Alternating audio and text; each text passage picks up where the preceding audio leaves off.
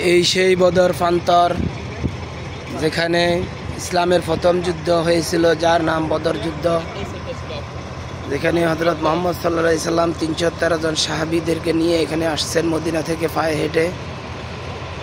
আসার পর উনি এখানে যুদ্ধ করার জন্য আসেন নাই, উনি আসছেন সমাধতা করতে, কিন্তু কাফেররা তা না মেনে ওনার সাথে যুদ্ধে লিপ্ত হয়। তখন আল্লাহর গায়েবী সাহায্যে ৩১৩ জন সাহাবীকে নিয়ে আল্লাহর রাসূল যুদ্ধে জয়ী হন এবং তার পাশেই বদরের সাহাবী শুহাদায়ে কেরাম যারা শহীদ হয়েছেন তাদের কবর। আল্লাহু আকবার।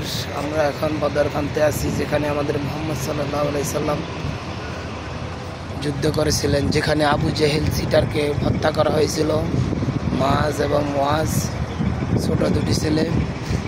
আল্লাহ, আমার গায়ের পশম দাঁড়িয়ে গেছে, আমার ইতিহাসটা মনে করে। আল্লাহ, জীবনে অনেক ইতিহাস শুনলাম, বদর যুদ্ধ, বদর যুদ্ধ, বদর যুদ্ধ, নিজের চোখে আজকে বদর প্রান্তর দেখে গেলাম।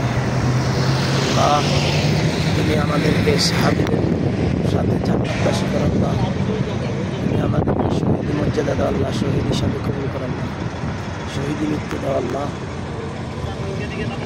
আল্লাহ, তুমি আমাদেরকে শহীদি মৃত্যু দাও আল্লাহ। এখানে এখন বর্তমানে খেজুরের বাগান। এখানে কোথাও নাকি একটা কূপ ছিল, রাসূলুল্লাহ সাল্লাল্লাহু আলাইহি সাল্লাম এই কূপ থেকে পানি খাইতেন।